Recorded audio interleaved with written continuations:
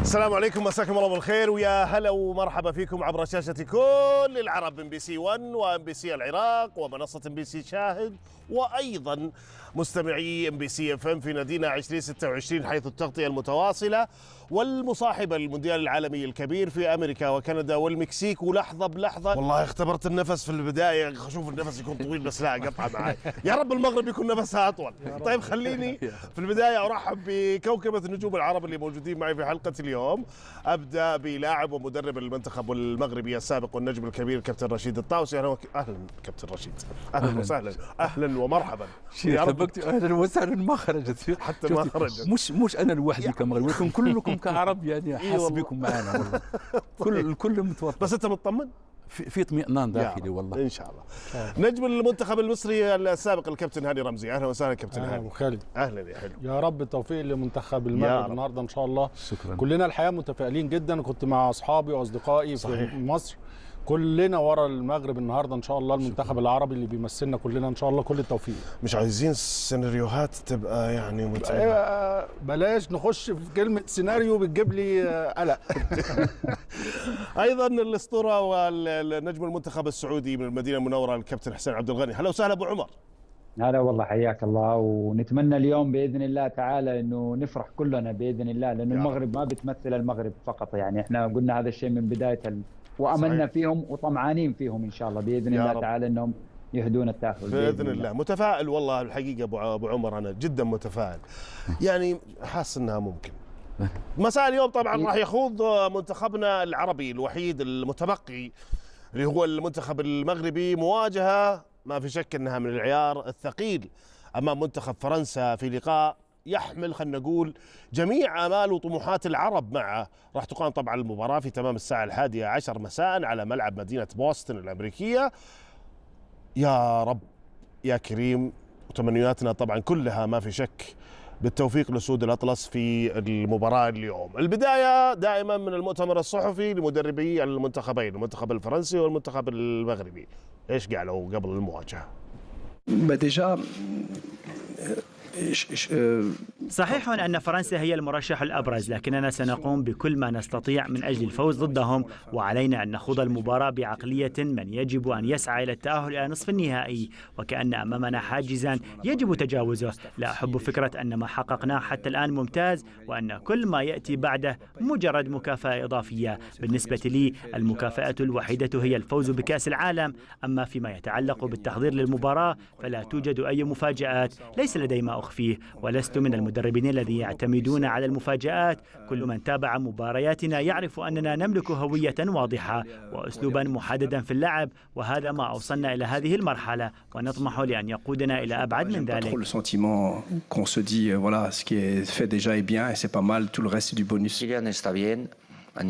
كيليان بخير مهما حدث. لا أريد العودة للحديث عن هذا الأمر مرة أخرى.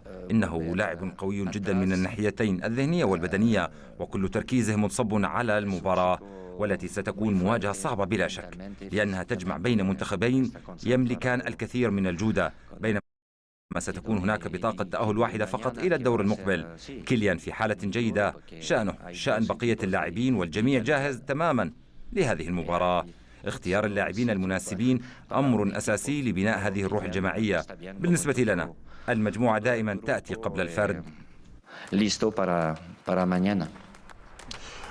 يعني عشان أدلل على أنه الكابتن رشيد يعني كان مركز جدا مع هالمباراة، من ورانا كذا هو اتصل على زكريا المستوي، أوكي مفدنا طبعا كابتن رشيد، واداله سؤال قال شوف يا زكريا لما تكون في المؤتمر بالله تسأل لي السؤال هذا لمحمد وهبي، وخليني أنا أبغى أعرف السؤال وبعدين نشوف كيف كانت الإجابة من كابتن محمد.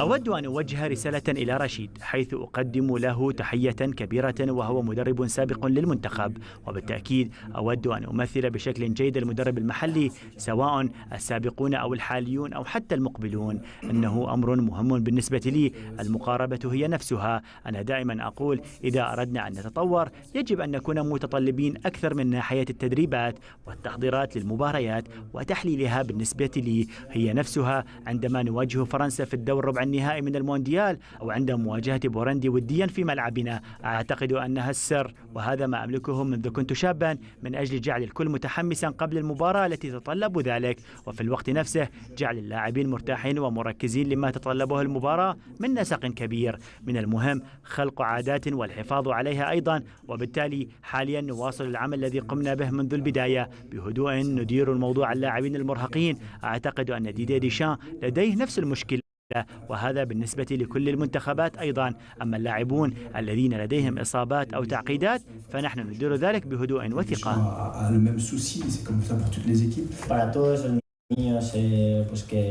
أعتقد أن كل طفل يحب كرة القدم منذ الصغر، يتمنى التواجد في بطولة مماثلة. هو حلم بالنسبة لي وقد تحقق اليوم مع المغرب، حيث أقدم ما أستطيع أن أقدمه بوصولنا إلى الدور الربع النهائي. وعلى أي طفل أن يعلم أن كل الأحلام باستطاعتها أن تتحقق يوما ما، كما حدث معي حاليا.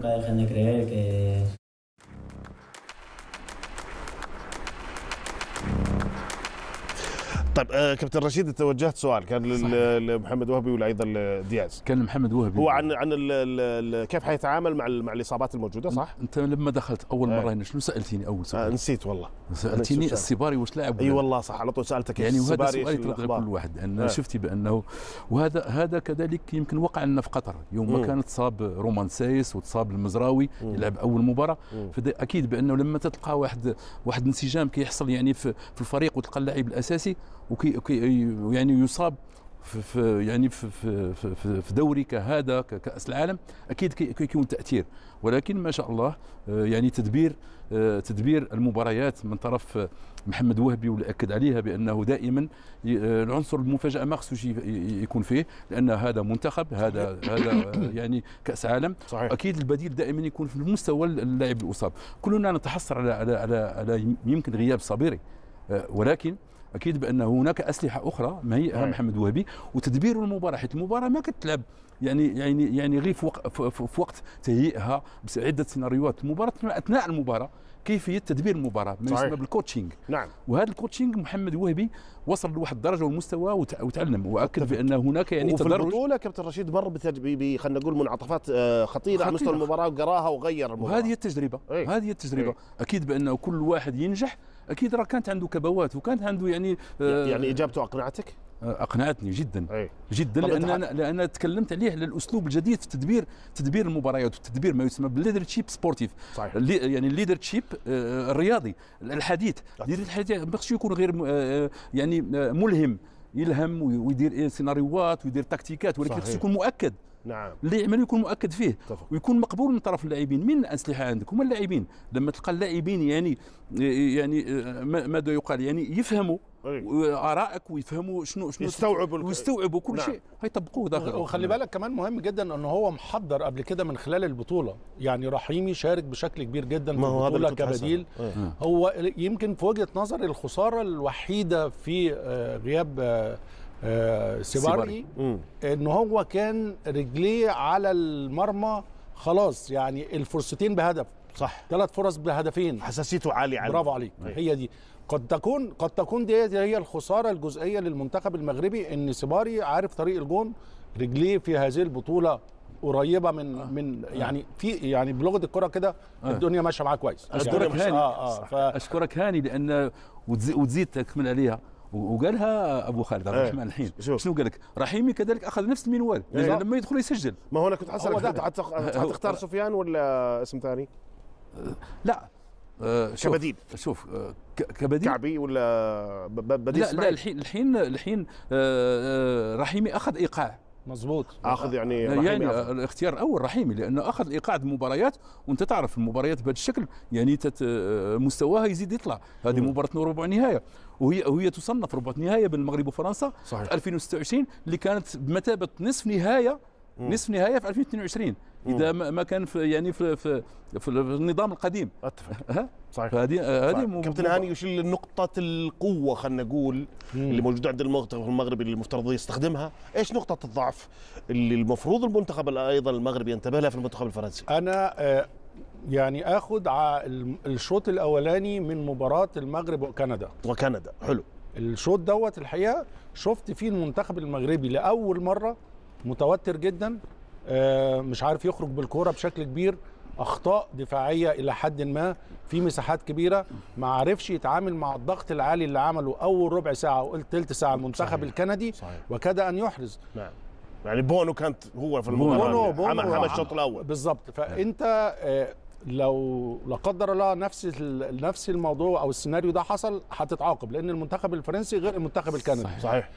ولكن ما يحسب الحقيقه لشخصيه المنتخب المغربي هو العوده سريعا للمباراه في الشوط الثاني وتسجيل 3 أهداف وشوط اكتر من رائع. صحيح. اللي شايفه ان المنتخب المغربي ما عندوش نفس المساحه من التوتر او عدم التركيز او النزول برتم المباراه امام المنتخب الفرنسي. المنتخب الفرنسي كلنا عارفينه مرشح الاول للبطوله، الاخطاء لازم تقل جدا جدا، التركيز لازم يكون على اعلى مستوى من اول دقيقه لاخر دقيقه. انا معاك في هذا الشيء، لان التركيز هو اهم شيء في هو السلاح في هذه المباراه، علما بان هناك صراع بين جوج ديال الفرق، الواحد يمتلك جوده فرديه وخصوصا من ناحيه في العمق من الناحيه الهجوميه، وواحد يمتلك انضباط تكتيكي جد مهم ومرتدات سريعه يعني في الهجوم. صحيح. فاظن بانه ولكن اللاعبين اللي غيكونوا مركزين اكثر، ما اقولش 100%، انا تركيز بهدوء يا كابتن، تركيز بهدوء، لان التوتر مش كويس. اكيد. طيب أكيد. حسين، اروح معك كابتن حسين، نتكلم على محمد وهبي. مر زي ما قلت انا حقيقه بتجارب، بكل التجارب خلينا نقول في كره القدم، تعادل في مباراه يعني تقدم، بعدين هو صار معه تعادل، بعدين مر في مباراه ثانيه انه ما كان باداء جيد ومع ذلك قلب النتيجه، وبعدين مباراه مع هولندا غير فيها اسماء كثير وقدر يقرا المباراه والاسماء كانت مؤثره، بعدين زي ما قال كابتن هاني في مباراه كندا كان تحت الضغط بشكل كبير وقدر يمسك خلينا نقول شكل الفريق، وبعدين كان في الشوط الثاني براعه على مستوى العناصر.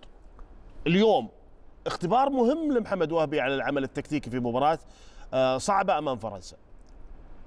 طبعا أكيد، يعني أنت لما تلعب بطولة مجمعة وتكون المباريات متقاربة أحيانا تكون الأخطاء يعني أحيانا صعب أنك أنت بتصلحها بشكل كبير، لكن العمل الفني اللي بيقوم بالمدرب واضح، إدارته للمباريات من خلال الشوط الثاني. احنا بنشوف المغرب وتكلموا الكباتن عن مباراة كندا تحديدا وما حدث في مباراة كندا، أنا أتوقع أنه كان في يعني كان في أخطاء أو كان في توتر للمنتخب المغربي. وهذا احنا فقدنا الاتصال مع حسين. كان هو درس في حقيقة. طيب احنا ما أدري توترت. لا ما توتر، بك نبور. لا ما توتر. انا حاولت اختبرك بس الموضوع. طيب كابتن رشيد، لا احنا نروح فاصل كذا، نروح فاصل وبعده نستكمل الحوار. اهلا وسهلا من جديد. لا انا اساس انه الكابتن ارتاح لان مع الاغنيه دخل المود. اروح معك كابتن حسين، انقطع معك الاتصال. كابتن حسين كنت تحكي على مساله اليوم مباراه واهميتها للعمل التكتيكي للمغرب. أكيد طبعا احنا بنتكلم عن مباراة جدا صعبة، نتكلم عن وصيف كأس العالم، نتكلم عن منتخب فرنسي مدجج بالنجوم. أكيد المباراة من الناحية الفنية وعلى الورق احنا بنقول صعبة، لكن حقيقة هل ممكن يكسب المنتخب المغربي؟ بإذن الله تعالى قادر المنتخب المغربي إنه هو ممكن يكسب المباراة. الإمكانيات اللي موجودة، الشكل اللي بيقدمه المنتخب المغربي مو من البطولة هذه، من البطولة السابقة من 22. وإحنا حقيقة آمالنا يعني بترتفع، يعني حتى الكابتن محمد وهبي يمكن اتكلم قال إنه هذه مكافأة، هو ممكن إنه أو ما يحدث في القادم ممكن مكافأة. ممكن هذا الكلام أكيد جدا منطقي للفريق، ولكن بالنسبة لأي شخص بيتابع، لا، المنتخب المغربي الآن طموحه مختلفة تماما. المنتخب المغربي الآن يبحث أنه هو يكون منافس ومنافس حقيقي على كأس العالم، والإمكانيات موجودة، الأفراد موجودة، الشخصية موجودة. فطبعا المباراة حتتلعب على جزئيات بسيطة جدا. أنا أتمنى يعني خطورة المنتخب المغربي الفرنسي في المساحات. أنا أتمنى لو المنتخب الفرنسي ما وجد المساحات، المنتخب المغربي بإذن الله تعالى قادر إنه هو يكسب المباراة. أهم شيء إنه ما يكون في طمع في المباراة من ناحية المنتخب المغربي، إنه يفتح الملعب، لأنه حقيقة لاعبين عندهم سرعات عالية، لاعبين بيسجلوا في أنصاف الفرص. شفنا مباراة كندا كانت في أخطاء في الشوط الأول، ولله الحمد تم تداركها في الشوط الثاني. بس والله كابتن يعني أبو عمر، حتى لو تغلق يعني المساحات، أنا قاعد كذا أتخيل معك الكلام، منتخب فرنسا حتى على المستوى الفردي، يعني انت لما تلعب معاه في مساحات ضيقه هو في المستوى الفردي متفوق. يعني صح اكيد في امكانيات، لكن ترك المساحات هذه انتحار. انا اشوف انه هي انتحار، يعني ترك المساحات للمنتخب الفرنسي خطورته الكبرى في المساحات. اكيد لعيبه على مستوى عالي، انت بتتكلم على صفوه نجوم، لكن في نفس الوقت المنتخب المغربي عنده حلول يعني على المستوى الهجوم، عنده حلول على مستوى، وعنده على بالذات لو في مواضع كثيره انحطت لاعب على لاعب. انا اتوقع ان المنتخب المغربي وشخصيه اللاعب المغربي تحديدا يتفوق فيها بشكل كبير باذن الله. كابتن رشيد، انت اليوم لو كنت المدرب تهاجم ولا تدافع ولا تتوازن؟ يكون توازن في كل تنشيط هجومي، يكون تهيئ تنشيط دفاعي. يعني ما نغامر بسرعه، والدليل هو المنتخب المصري ولا لا؟ لما هاجموا باكثر عدد من اللاعبين على صوره نعم. يعني هاجم، ولكن اتوازن، احافظ على دفاعي. يعني ودائما نقول احنا في كل هجمه لازم تكون مهيئ من الناحيه الدفاعيه. صحيح. تكون جاهز دفاعي. واكيد بانهم كل فريق درس الفريق الاخر. يعني بالمحللين الموجودين. انت وين رحت صباح اليوم انت عارف هي اللي حجي ان شاء الله.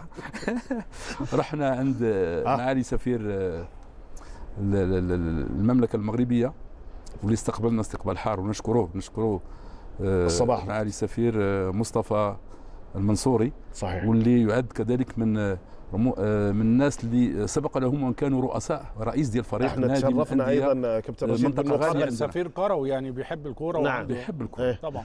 بس نحن تشرفنا انه قبل ايضا الظهور معنا، تشرفنا بوجودك معنا. هو بيسلم عليكم ويشكركم. طيب ايش رايك نشوف الموضوع؟ مرحبا. نشوف زيارة المحلل رشيد الطاوسي صباح اليوم سعادة سفير المملكة المغربية لدى المملكة العربية السعودية الدكتور مصطفى المنصوري. خلونا نشوف. اهلا رشيد، كيفك؟ بخير؟ كل شيء تمام؟ بخير؟ مرحبا بك في الرياض. الحمد لله. شكرا. كل شيء بخير؟ بارك الله فيك. ما شاء الله عليكم. كل شيء لاباس؟ جميلة جدا. الحمد لله. شكرا على الاستقبال. شكرا. الله يطول عمرك. مرحبا.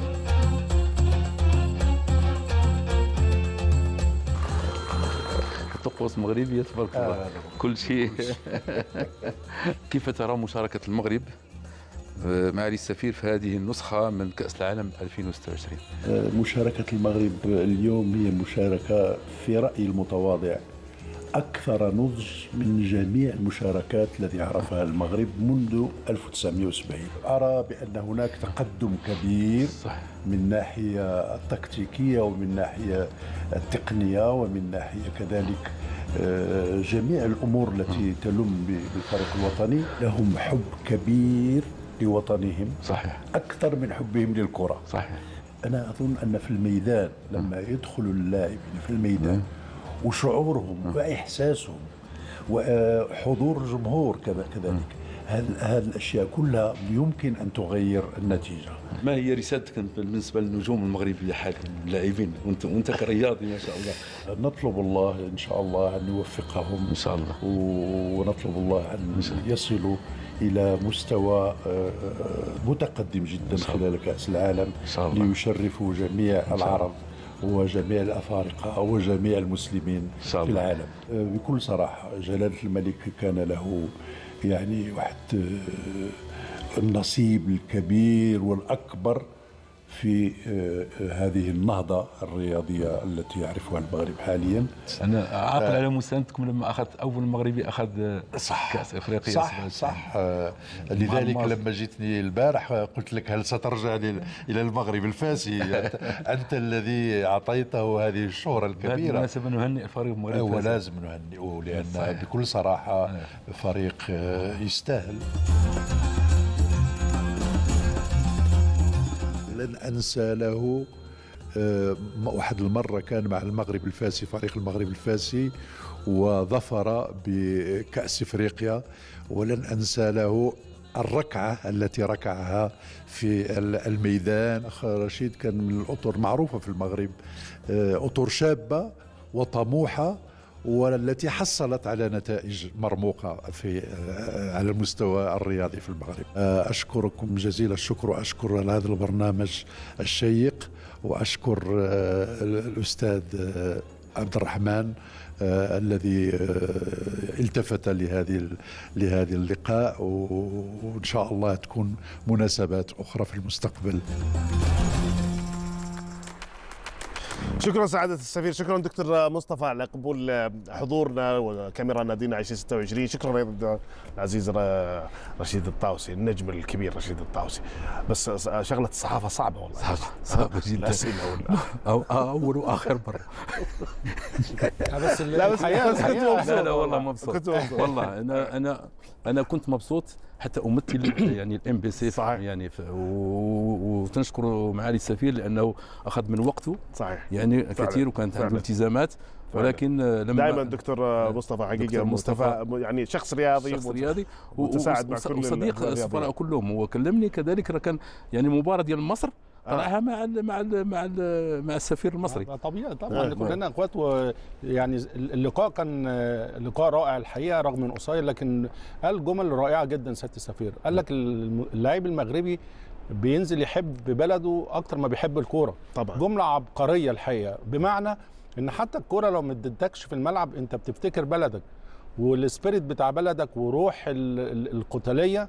ده سلاح مهم والله، صدقوني مش متواجد في فرق كبيرة على مستوى العالم. أنا مش عايز أقلل من حد، لكن إحنا الروح العربية واللعيب العربي سلاحه قد يكون في وقت من الأوقات هو السبيريت وحب البلد. صحيح. شفنا ده في لحظات كتيرة جدا جدا. صحيح. أنا عشت في أوروبا 15 سنة، بيحبوا بلدهم من كل حاجه، بس احنا عندنا حب مختلف. لا احنا مختلفين في موضوع العاطفي هذا، احنا مختلفين ليفل عالي. في جزء منه ايجابي جدا وجزء منه سلبي جدا، هنتكلم فيه انا وانت. عندك حسين عبد الغني كان اول في هذا الموضوع، ينجن في المباراه يصير حاجه. لا طبيعي. فلقاء رائع جدا، بيدي اشاره للامل ان شاء الله. النهارده ان شاء الله المنتخب المغربي باذن الله يروح هو على فكره بيسلم على كل الطاقم وكل الناس اللي يشتغلوا في الامباسي، ويسلم كذلك على كل النجوم اللي استدعيتهم في هذا البرنامج. احنا تشرفنا بكل هذه النجوم كوكبة العرب اللي موجوده معنا. حسين تبغى تقول شيء؟ والله طبعا اكيد، يعني احنا لما نشوف رجل رياضي، يعني اول شيء نشكره على ظهوره وعلى ثقته في البرنامج، وبالعكس يعني أثرانا بكلامه زي ما تكلموا الكباتن والكابتن هاني. بالفعل اتكلم في جزئية مهمة جدا وكلمة حقيقة يعني خلينا نقول عاطفية، واحنا عارفين انه احنا بالعاطفة تاخذ مننا اي شيء. يعني انت لو جيتنا من الناحية العاطفية فانت ملكتنا يعني. صحيح. وهذا الشيء حقيقة يعني كلنا بنحس فيه، اكيد اللاعبين هم حاسين فيه. اللاعب العربي يعني متى ما دخلت في موضوع العاطفة او دخلت في موضوع الوطنية بتشوف يعني اداء مختلف تماما، تضحيات اكبر. فنتمنى هذا الشيء اليوم يتحقق بتوازن، يعني بتوازن، لانه الامكانيات الان موجوده. يا رب نستغلها استغلال ايجابي هذه المساله العاطفيه باذن الله. اليوم المغرب تستفيد من هذا الموضوع بشكل كبير على مستوى النجوم. احنا كل اسبوع راح نوقف عند لحظه حافظ فيها لاعب او منتخب على سلوكه تحت الضغط وحسم اللقاء، طبعا كلها برعايه كلير. شجع وريح راسك. كأس العالم 2026 المغرب تريد كتابة فصل جديد من قصص التألق المونديالي. الافتتاح تعادل مع البرازيل، ثم الفوز على اسكتلندا، ومن بعدها هايتي. العبور للدور 32. هناك كان الهولنديون يعتقدون أنهم عبروا قبل أن يجبرهم عيسى ديوب ورفاقه على نهاية الحلم. المحطة التالية كندا المستضيفة. أسود أطلس تضرب بالثلاثة وتنتظر فرنسا في الدور ربع النهائي بكل الآمال والأحلام العربية. ما حققه المغرب لم يكن صدفة، بل نتيجة إيمان وثقة وعمل مستمر، ومع فريق يعرف ما يريد. ريح راسك. كابتن رشيد، المنتخب المغربي بعيدا عن المباراة اللي ننتظرها امام المنتخب الفرنسي بشكل كامل في هذه النسخة يقدم نفسه كمنتخب كبير يحترم من الجميع. فصحيح ما وصل الى المنتخب المغربي جعل باش يكون بالاحترام لكل الفرق ومحبه كل الجماهير، خصوصا الجماهير العربيه والجماهير المسلمه. نعم. واظن بانه هذا ما جاش من فراغ، جاء من استراتيجيه اللي كانت يعني فيها واحد الاستمراريه. صحيح. ما قدموه في 22 الى حد الان، ولكن في تطور، تلاحظ المغربي تطور، ومعالي السفير ذكرها. حسنا بان هناك نضج كبير من الناحيه التكتيكيه. ما كان بين قوسين مع تحيتنا للوليد وما سواه، ولكن هناك يعني تحول خصوصا من ناحيه التنظيم الهجومي اللي اصبح احسن، واصبح الاستحواذ احسن بالنسبه للفريق، واصبحت المرتدات فيها يعني واحد جمل تكتيكيه تتكرر عده مرات. صحيح. وهذا ما لا ياتي من فراغ، ياتي من عمل، من شغل. صحيح. من كذلك تدبير اللي اظن بانه عقلاني وعلمي. انت عارف وحديث. احسن حاجه اتعملت ايه؟ ان جه محمد وهبي بيكمل ما قدمه وليد في 22 وكم يعني واخد وطور في الاداء على مستوى الاستحواذ، على مستوى الشكل الهجومي. احنا كنا فاكرين في 22 المنتخب المغربي بيعتمد على الكاونتر اتاك او المرتده، عمليه الاستحواذ مش موجوده. لكن دلوقتي الحقيقه المنتخب المغربي عنده شخصيه البطل. بس انا اخذتها على المنتخب المغرب، مو بس اليوم كابتن هاني، المغرب في كل مره تقدم المنتخب المغربي للمنتخبات العالميه. صحيح. كمنتخب كبير اليوم حتى على مستوى التصنيف. انت تتكلم عن السابع طبعا، يعني هذا تصنيف عالي للمنتخب المغربي ما فيش شك. لا، المنتخب المغربي الحقيقه كسب احترام العالم في 22 وزاد هذا الاحترام بما قدمه المنتخب المغربي في هذه النسخه. اكده بالضبط. هو تاكيد علما بانه العناصر اللي لعبت في 2022 اللي كانت اساسيه فيها غير 3 أو 4 حاليا. بالضبط. فيها حارس بونو، فيها حكيمي، المزراوي لعب المباراه الاولى وتصاب وما لعب، وفيها أناحي، والعناصر الاخرى كلها جديده. ده اللي بتكلم عليه، ان هو في تكمله. محمد وهبي عمل النقطه المهمه. نعم، وهذه النقطه المهمه بتكمل على اللي انت تحكي عنها، انه دائما الناس تكمل على الانجاز. الانجاز.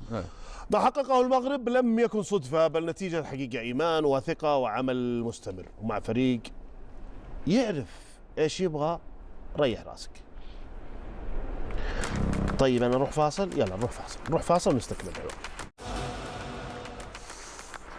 نادينا 2026 حياكم الله من جديد، ولا ما راح نروح بعيد، لازم نبقى مع القمه المنتظره بين المنتخب المغربي ونظيره الفرنسي، لكن خلونا نشوف ايضا ايش قال نجوم المنتخبين. بالتأكيد ستكون مباراة كبيرة أمام أحد أفضل المنتخبات في العالم حاليا، لكن علينا أن نستعد لها كما فعلنا منذ بداية البطولة، وأن نقدم كل ما لدينا، وكل شيء ممكن بإذن الله. الأهم هو أن نلعب بأسلوبنا وألا نخاف، وأن نتمسك بكرة القدم التي نجيدها. بإذن الله سيكون كل شيء على ما يرام. صحيح أن فرنسا منتخب كبير ومن بين الأفضل في العالم، لكننا أيضا منتخب قوي، وسنفعل كل ما بوسعنا من أجل التأهل بإذن الله. المغرب استحق الوصول إلى نصف النهائي بعد مشوار مميز ويستحق كل الاحترام، لكن هدفنا هو التأهل إلى النهائي. نركز على تنفيذ خطة المدرب داخل الملعب وعدم الالتفات إلى أي عوامل خارجية قد تؤثر على تركيز اللاعبين. تركيزنا بالكامل منصب على منتخب المغرب. هدفنا هو الفوز بالمباراة، وهذا هو الأمر الوحيد الذي يهمنا. لذلك لن أشغل نفسي بمن سيكون الحكم، فلم نفعل ذلك من قبل. فرنسا تمتلك منتخبا قويا يضم لاعبين أصحاب جودة عالية، لكننا أيضا نملك منتخبا مميزا. قدمنا مستويات جيدة حتى الآن، وسنستعد بأفضل طريقة ممكنة حتى نكون جاهزين لهذه المواجهة. لا نحتاج إلى القلق بشأن الحكم أو أي شيء آخر. كل ما يهمنا هو التركيز على منتخبنا وعلى الأمور التي نملك التأثير عليها. لدينا ثقة كبيرة بأنفسنا ونعمل بجد. لا أعتقد أن اختيار الفيفا لحكم أرجنتيني للمباراة يجعلنا نستسلم لنظريات المؤامرة. هناك شيء من المرارة منذ النهائي الأخير، لكن هذا جزء من كرة القدم. إذا كان هؤلاء الحكام موجودين هنا فهذا لأنهم يملكون المستوى الذي يؤهلهم لإدارة مباريات بهذه الأهمية. علينا أن نركز على ما نستطيع التحكم فيه، فهذا هو الطريق إلى التأهل للدور المقبل. كابتن حسين عبد الغني، اخذك على زاويه مساله الحكام وانه ارجنتينيين اليوم بتؤثر على المباراه سواء على المنتخب الفرنسي او على المنتخب المغربي. المفروض احنا بنتكلم عن صفوه الحكام اللي موجودين في العالم. اكيد طبعا في كل شخص يهمه نجاحه، يعني في الاخير الحكم هذا بيمثل نفسه، ما بيمثل الارجنتين. يعني اكيد هو ارجنتيني لكن بيمثل نفسه في استحقاقات قادمه، في تقييم. نتمنى انه الحكم يكون يعني في لانه من جماليه المباراه انه الحكم يكون في احسن استعداد. اي بس ذهنيا بالنسبه لك كابتن، يعني نتكلم كلاعب، انت سواء في اللاعب فرنسي او لاعب مغربي، في الذهنيه عندك ما تاثر عليك انه هذا حكم ارجنتيني في النهايه اللي حيفوز حيقابل الارجنتين؟ شوف لا لسه في مباريات، وبالعكس الضغط المفروض بيكون على المنتخب الفرنسي اكثر من المنتخب المغربي. بالعكس انا اشوف ان المنتخب المغربي ما عليه اي ضغط انا اتكلم على الحكام الان. ممكن المنتخب الفرنسي ان شاء الله انهم يسيروا في الطريق هذا ويسيروا في طريق المؤامره، وانه يكون في توتر من اللاعبين. حقيقه نتمنى هذا الشيء، احنا نتمنى هذا الشيء. لكن شوف اكيد طبعا، لكن شوف انا بس بقول كلمه يعني في المنتخب المغربي. يعني انا اشوف خروج المغرب في الدور هذا انا اعتبره فشل للكره المغربيه.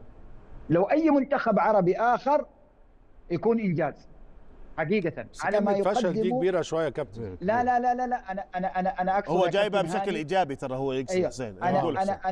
انا اقصد يا كابتن هاني على ما قدمه منتخب المغربي في النسخة السابقة، وفي المنتخب المغربي كسب المنتخب الأسباني، كسب المنتخب البلجيكي، تعادل أقصى البرتغال، تعادل مع البرازيل. صحيح. قدم مباريات كبيرة جدا. أنا أتكلم إنه فشل، إنه المجموعة اللي موجودة الآن، المنتخب المغربي الآن قادر بدون مجاملة. صحيح. بدون مجاملة. صحيح. على الأقل الوصول للمباراة النهائية. يعني على الأقل. يعني أنا شايف إنه حظه الحقيقة حظه مش حلو قوي إنه بيلعب في هذا الدور أمام المنتخب الفرنسي. هو بيقصد حسين إنه اليوم قيمة المنتخب المغربي شوف كيف وصلت.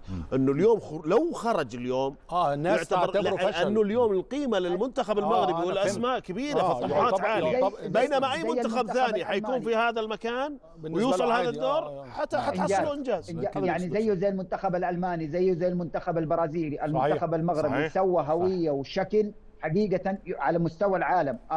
تصنيفه على في الفيفا. فانا اشوف بالفعل انه هي اكيد هي مباراه صعبه اكيد. لكن نتمنى بالفعل انه هذا المنتخب الفرنسي، لكن هذا المنتخب المغربي اقنع العالم كله. مو اقنعنا احنا كعرب واحنا عشان بنجامله حقيقه، الا بيقدموا لا العالم كله صار يحترم. صحيح. فيعني انا ترجمت حسين تمام. صح ابو عمر ترجمت. لحقته مدافع محامي. سالوني بس حضرتك هو اتكلم كمان في نقطه مهمه جدا، بتتكلم على الحكام، ويمكن اتسال برضه محمد وهبي نفس السؤال تقريبا في المؤتمر. اتكلم الحقيقه بشكل اكتر من رائع. هو قال لك احنا مالناش دعوه بالتحكيم، احنا مركزين على نفسنا ومركزين على ادائنا. في الوقت اللي ممكن اي مدرب يكلم اللعيبه على حكام، هو بيخرج بره النطاق. انت مركز في شغلك، والحكم اعتقد كمان. بس انا كابتن انا اخذتها على الفيفا. انا كنت اقصد اليوم طبعا. انت في هذه التظاهره العالميه ليش تدخل في هذا زي ما قلت انت عندك صفوه الحكام، ما في الا حكام ارجنتينيين. انا اللي مستغرب له عدم وجود الحكم الاردني. هو احسن ادم. اعتقد اسمه ادم. انت الاردني مستغرب. احنا مستغربين السعودي. انا في رايي من افضل الحكام الموجودين على المستوى الفني والبدني والقرارات والشخصيه هذا الحكم. انا مستغرب ليه مش متواجد لغايه دلوقتي في هذه الادوار. صحيح. وقد يكون ليه ادوار في قبل النهائي. ومدرب سعودي كذلك جمال حكم سعودي. كان في حكم سعودي. كان في حكم سعودي. ولكن الرساله تبلغ بالنسبه لي انا ولو سمحت بعد اذنك، وهذا السؤال يمكن تطرحه لي. يلا نبغى كلمه الرساله للاعبين. اللعيبه اهم شيء. انا كنت سالت السؤال هذا لدياز. شنو يعني هذه مباراه تعتبر بالنسبه لنا صعبه جدا، ولكن اللاعبين دائما اقولها للاعبين، اقولها بالفرنسي حتى تبلغ اللاعبين. وانا عارف اللاعبين طلعوا برنامج نادينا. قول بالفرنسي بس قبل ارفع العلم. خليها بالعلم عشان احنا نفهم انه فيت فو بليزير. تمتعوا ولكن بجديه سيريوزمون. مظبوط. انجوي يور بلاي ذا بليجر بات سيريوزلي. احكي لهم بالفرنسي يعني فيت فو بليزير مي سيريوزمون. vous êtes les meilleurs, on est fiers de vous. انتم احسن لاعبين واحنا مفتخرين بكم. يستاهلون والله. هذه اللسته وهذه النجوم يستاهلون كل شيء ينقال عنهم. طب انت التشكيله المتوقع احنا اخذنا منك كابتن رشيد التشكيله اللي انت تبغاها. اشرح لي ليش انت اخذت هذه الاسماء وش كنت تفكر؟ نستعرض الاسماء طبعا. حيكونوا متفقين معي الكابتنات، لانه اي مدرب يبحث على واحد انسجام داخل الفريق. ولما تاخذ يعني ايقاع ديال المباريات والمباراه ستيب باي ستيب، يعني خطوه بخطوه، والمباراه كتعلى من مستواها. يعني اللاعبين لما ياخذوا الايقاعات يعني اكيد بانهم يستانسوا، اكيد عطائهم يزيد يعني البيرفورمانس الانجاز ديالهم الرياضي يتعطى اكثر. واظن بانه التشكيله الاساسيه اللي لعبت منذ مباراه البرازيل ما تغيرت كثير باستثناء حاله الطوارئ. وحاله الطوارئ هي الاصابات اللاعبين. يعني هذا اضطراري نعم. يكون اضطراري. فاضطراري السيباري بحكم يعني الاصابه ديالو ما يلعب في هذه المباراه، ولكن مين اللي كان يعوضه دائما؟ كان رحيمي هو اللي يعوضه. ولما يدخل يبني البلاء حسن، يسجل، يخلق مساحات، يعني يقوم بادواره طبعا. سواء الدفاعي او الهجومي على احسن ما يرام. شادي بانه شادي في التشكيله، وشادي جاهز؟ شادي جاهز. جاهز. انا حلو تذكرت سؤال والله يا كابتن رشيد. اسماعيل اكيد انه مش جاهز. السيباري مش جاهز. قلت لي اسماعيل افتكر اي اسماعيل. انا قلتها بالعليا يعني ترى قاصد عشان اخليك تفكر في الاثنين، تفكر في ابنك اسماعيل موجود مع الفريق، فانت ابغاك تعطيني التشكيله الصحيحه. انا نمشي لليغا الكابتن هاني، هو كان هادئ في لعبه. هو كما يقال دائما في مان دو فور دو زونغول دولو. داكشي اللي عند وهبي هو يد من حديد. ايش الجمله؟ مان دو فير دون ان غون دو فيلور. مان دو فير دون ان غون دو فيلور. اترجمها بالعربيه. اي ترجمه. انا بطلع بالبرنامج وانا اتكلم برتغيز مع سامي الجابر واتكلم فرنساوي مع رشيد. يد من حديد في قفاز من حرير. ايه هذا هو وهبي. يد من حديد، وهذا هو اللي كان فيه. يد من حديد في قفاز من حرير. في قفاز من ذهب ان شاء الله. المباراه النهائيه فيها الذهب ان شاء الله يا رب. وهذا ما كان كابتن هاني، كان هادئ في لعبه. كابتن هاني لما كان يلعب هادي. هو دائما امير كان امير في لعبه. حبيبي يا كابتن ربنا يخليك. طيب خلينا نروح فاصل يلا نروح فاصل ونستكمل احنا الحوار. نادينا 2026 حياكم الله من جديد. فيفا كأس العالم 2026 ما في شك انه مليان مباريات، لكن في مباراة واحدة تستحق وقتك فعلا انك تكون تتابعها. ضيوفنا اليوم برضو عندهم اختيارات مختلفة، وكل واحد عنده دقيقة واحدة انه يدافع عن اختياره قبل ما نحدد له احنا المباراة اللي ما راح تخذلك، وبرعاية ريكسونا. طيب اروح معك يا هاني، كابتن هاني رمزي. المباراة نتكلم على دور الثمانية كله، ايش المباراة اللي ما راح تخذلك؟ المغرب وفرنسا الحقيقة. مغرب فرنسا. مغرب فرنسا لسببين. السبب الاولاني المنتخب المغربي الممثل الامه العربيه المتبقي. الجزء الثاني الاستحقاق اللي فيه المنتخب المغربي انه ان شاء الله يحقق نتيجه ايجابيه كلنا فخورين بيه زي ما كنا فخورين بالمنتخب المصري. الحاجه الثالثه والمهمه جدا ان على مستوى الكوره العالميه وجود المنتخب المغربي ان شاء الله في السيمي فاينال وليه لا في الفاينال هيغير فكر كل الناس حوالين العالم حوالين الكوره العربيه. لما يكون المغرب موجوده في هذا ان شاء الله باذن الله نهائي كاس العالم ان شاء الله، يعني كلنا وراهم باذن الله ان شاء الله. كابتن رشيد كيف انا اختلف؟ لو تختار حاجه راس الاخضر والسنغال. شوف هذا يوم نقول احنا يوم غليظ. يوم غليظ جدا. غليظ بشكل ايجابي يعني. يوم كبير. يوم كبير ويوم تاريخي. واعر جدا. واعر جدا لعده اسباب، ولكن السبب يعني او النقطه الاساسيه بالنسبه لنا واحده مش كثير. علما بان احنا نحترم المنتخب الفرنسي ودائما لاعبين ونعرفون بان كلهم تقريبا بجنسيات مزدوجه كذلك، كلهم مش فرنسيين. وكذلك هناك مغاربه كذلك على مستوى عالي، دكاتره في كل المجالات، ناس شخصيات كبيره جدا. واظن بانه عندنا طار من 2022 والمباراه اللي حضر فيها ماكرون كذلك. يعني والله مباراة واعرة، فنتمنى ان شاء الله واعرة. حسين حتختار ايش؟ الاسود ان شاء الله يكون. هو اختار اكيد الرشيد، واضح انه المغرب والفرنسا. انت برضه مغرب فرنسا. اكيد طبعا. وزي ما تكمل الكلام اللي اول قلته على خروج المغرب، زي ما في المدرسة الألمانية والمدرسة البرازيلية والمدرسة الأرجنتينية والإنجليزية والإيطالية، الآن في العرب في المدرسة المغربية بإذن الله تعالى. إنه طموحنا بإذن الله إنه المنتخب يتخطى. واحنا قلت لك ما بنتكلم من عاطفه، احنا بالتاكيد ومن شيء احنا عايشينه وشفناه وامتداد لسنوات. فباذن الله تعالى هي حتكون المباراه الحدث في دور الثمانيه باذن الله. اذا المباراه اللي ما راح تخذلك بالزاف، خلينا نقول هي مباراة المغرب وفرنسا. صرت اتكلم لغات ترى انا، صرت خطير جدا. طيب خلينا نروح لموفد نادينا زكريا مستوي اللي ايضا التقى ببعض المشجعين والعائلات المغاربة في بوسطن قبل ساعات من المباراة. نشوف ايضا ايش قالوا.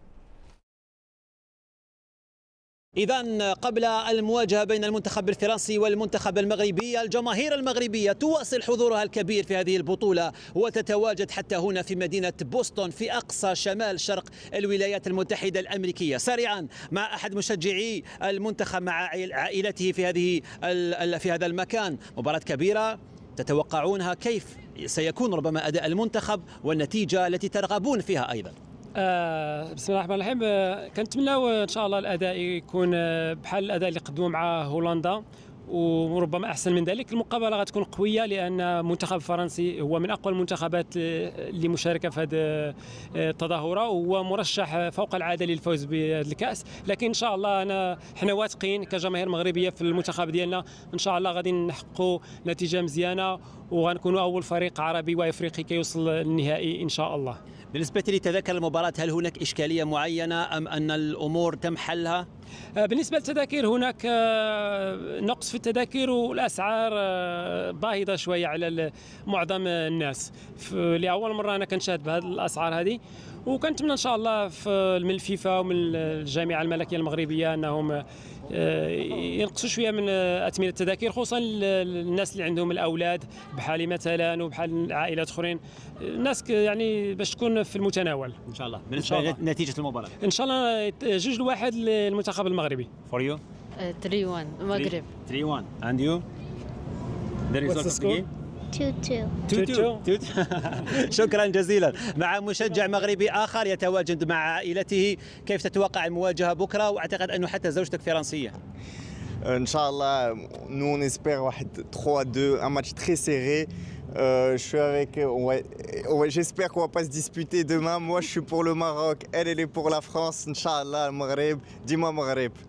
هو يتمنى أن لا يكون فيه أي تشنجات ربما بينه وبين الزوجة في حال فوز المنتخب المغربي. Pour toi, qu'est-ce que vous pensez concernant ce match et votre souhait aussi? J'espère que le Maroc va bien se battre contre la France et que ça va être un super match. En tout cas, allez la France. Votre pronostic? Pronostic? Allez 3-2, on espère. Pour le Maroc? Pour la France. Pour la France. Pour la France. Merci beaucoup. إذا هذه المشجعة الفرنسية تتمنى فوز المنتخب الفرنسي بثلاثية ل1، وزوجها طبعا يؤكد بأن الفوز سيكون مغربي، وهذا ما نتمناه. إيوا جينا من تورونتو اليوم وعيانين وما عندنا كسر، بغينا نشوفوهم يكون اللي يكون غادي نشوفوهم ان شاء الله. ان شاء الله. كيفاش تتوقع الريزولتا النتيجه؟ النتيجه هو اللي عارف. إدريس سي كوا لو ريزولتا؟ Allez viens, قول لي le résultat que tu penses. Ça va être 2-2 et Maroc va gagner dans les pénaltys. Wow. Voilà sa prédiction. يعني 2-2 والمنتخب المغربي يفوز بضربة الجزاء. لا لا لا لا ديما مغرب. انا قلتها قبل ما تترجم، ترى انا فاهم صح؟ مو قلتها تحت؟ قلتيها والله. هو يقصد انه 2-2 وبعدين قلتيها والله. وبعدين نوصل لركلات الترجيح. بس انا حسيت زكريا كان محضر خير في الموضوع مع المغربي وزوجته. في حالة طلاع هتحصل. انا حسيت انه في حالة طلاع هتحصل. حسيت انه قالت له كلام مش حلو، بس هو زكريا مألوف. مش لوحده، في زواج كثير مغاربه من فرنسيه. يعني ممكن يصير طلاق. انا ما اقول حتى مش الحين، حتى تنتهي الحلقه. هذا طيب خلينا نروح المجموعه حقيقه من الاعلاميين الصحفيين المغاربه والفرنسيين ايضا. خلينا نشوف ايش قالوا عن المواجهه. الفريق الوطني لديه الحماس، لديه الرغبة في تجاوز هذا الدور، الوصول للدور النصف النهائي. لديه مدرب محترم جدا يحسن قراءة المباريات، يحسن اتخاذ مجموعة من القرارات في الظرف المناسب في التوقيت المناسب، وهذه قوة المدرب. هناك معركة تكتيكية على أعلى مستوى بين ديدييه ديشان الخبير في مجال كرة القدم ومحمد وهبي بطل العالم لأقل من 20 سنة. وأكد لك مرة أخرى أن معركة وسط الميدان هي التي ستحسم هذه المباراة. ستكون مباراة متكافئة للغاية ومن أكثر المباريات قوة وتوازنا. فرنسا تتصدر ترتيب الفيفا والمغرب يحتل المركز السادس، وبالتالي فهو منتخب ضمن كبار المنتخبات حاليا. بالتأكيد نتذكر مباراة نصف النهائي السابقة وهي تشكل مواجهة نارية بالنسبة لهم. المنتخب المغربي تطور كثيرا، نحن نملك منتخبا متكاملا، لكن المغرب أيضا يمتلك فرديات لامعة خاصة في وسط الملعب مثل بوعدي وأيضا العيناوي. ونتمنى أكيد كل التوفيق للمنتخب المغربي. الآن اكتسبنا هذه الثقة وتعززت بعد ملحمة كروية هناك في مونتيري أمام المنتخب الهولندي. ما ينقصنا الآن هو دعم اللاعبين. لدينا لاعبين يعني بعقلية احترافية يلعبون على أعلى مستوى رفقة بعض الأسماء في المنتخب الفرنسي، لذا فهي مباراة 11 ضد 11 ونتمنى كل التوفيق للمنتخب المغربي. كانت لدي فرصة مشاهدتهم ضد اسكتلندا هنا في بوسطن. كفرنسيين نعرفهم جيدا، خاصة وهو منتخب منظم ومشكل من لاعبين ذوي إمكانيات فنية عالية على غرار أشرف حكيمي، أحد أفضل لاعبي كرة القدم عالميا. بالنسبة لي هو منتخب أقوى من منتخب عام 2022.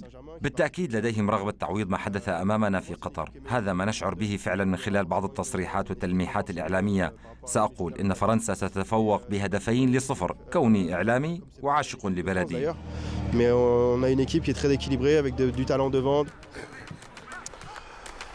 ان شاء الله الامور للمنتخب المغربي. طيب اروح معك حسين عبد الغني. تاريخيا خلينا نقول المنتخب المغربي فاز على فرنسا في لقاء وحيد بالركلات الترجيحيه، بينما طبعا فاز المنتخب الفرنسي في 4 مناسبات. هذه الارقام ومع المونديال 22 ممكن اليوم تؤثر على المباراه في اتجاه مثلا المنتخب المغربي خلينا نقول. لا ابدا، طبعا المنتخب المغربي مختلف تماما. احنا شفناه حتى في خسارته في 22، شفنا المنتخب المغربي قدم مباراه كانت صعبه جدا على المنتخب الفرنسي. صحيح. فابدا النتائج السابقه بالعكس انا ما اشوف انه لها تاثير، بالعكس ممكن انه ان شاء الله تكون دافع للمنتخب الفرنسي، المنتخب المغربي، انه باذن الله تعالى انه عنده يعني هو في ايمان شوف في ايمان مننا ومن اللاعبين ومن الجماهير ومن الشارع العربي ككل انه المنتخب المغربي قادر على التخطي. مباراه ما هي سهله، مباراه حتكون جدا صعبه، حتكون بالفعل معركه الوسط، حتكون معركه هي المعركه الكبرى للمنتخبين وحتكون شرسه جدا. لكن باذن الله تعالى انه اليوم انا متفائل بشكل كبير انه اليوم احنا راح نفرح بتاهل المنتخب المغربي، لانه بالفعل هي ما هي امنيه، هذه احنا معطيات فنيه برضو. صحيح. ولازم نعرف هذا الشيء، ولازم نعرف انه بالفعل احنا امام المنتخب المغربي وما بيقدمه الان في الفتره هذه، احنا في حقيقه انه المنتخب قادر باذن الله انه يوصل للنهائي باذن الله تعالى.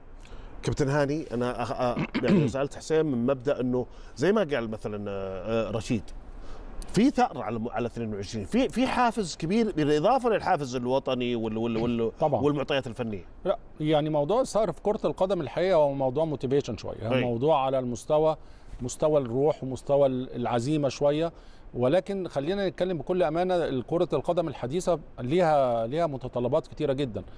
الموضوع ده موتيفيشن لازم يكون موجود وفي الدماغ، لكن لا يؤثر على مثلا وقت من الاوقات انك عايز تاخد بين قوسين كده بطارق ففي كثافه عدديه زياده او في خروج عن النص بشكل كبير او في توتر زياده. خلينا بره القصه دي. يمكن الجملتين اللي اتقالوا من خلال الكباتن معركه وسط الملعب. انا في رايي المنتخب المغربي النهارده لو في 3-4 عناصر لو في التوب فورم بتاعهم ان شاء الله المنتخب المغربي يقدر يكسب. ايش هي؟ بونو نمره 1، لان بونو النهارده هيتحط تحت اختبارات كتيره جدا. تمام. بنتكلم على وسط الملعب، لو أناحي بيقدم النسخه اللي فاتت من المباراه صحيح، والنسخه المهمه جدا من ابراهيم دياز امام المنتخب الكندي في الشوط الثاني عمل دور الاسيست.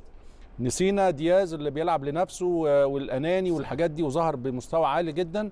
وعندنا كمان معركه الخط الدفاع بالكامل، حكيمي كقائد، ديوب حكيمي ليه دور كبير جدا، مزراوي عندك كذلك وسط الميدان العناوي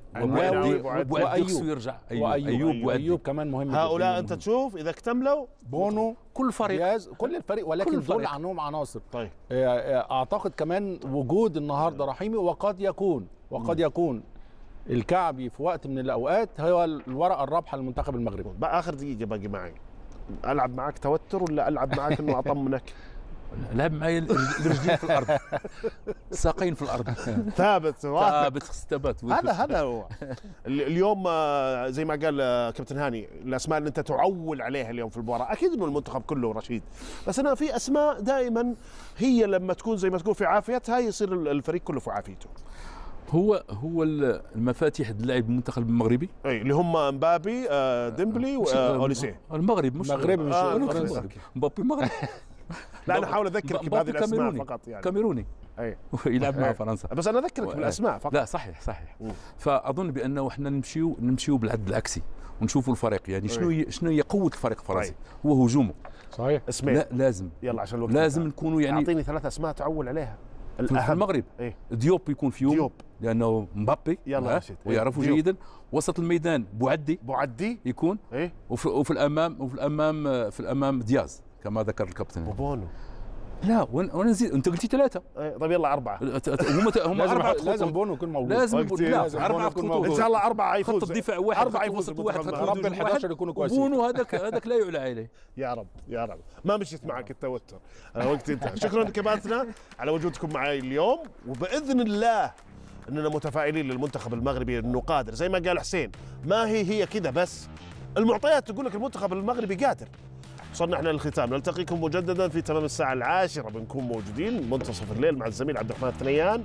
تفضل. ايوه انت معاك هذه. يلا باذن الله عبد الرحمن الثنيان وكوكب النجوم العرب، واحنا محتفلين بالمنتخب المغربي باذن الله. فمان الله.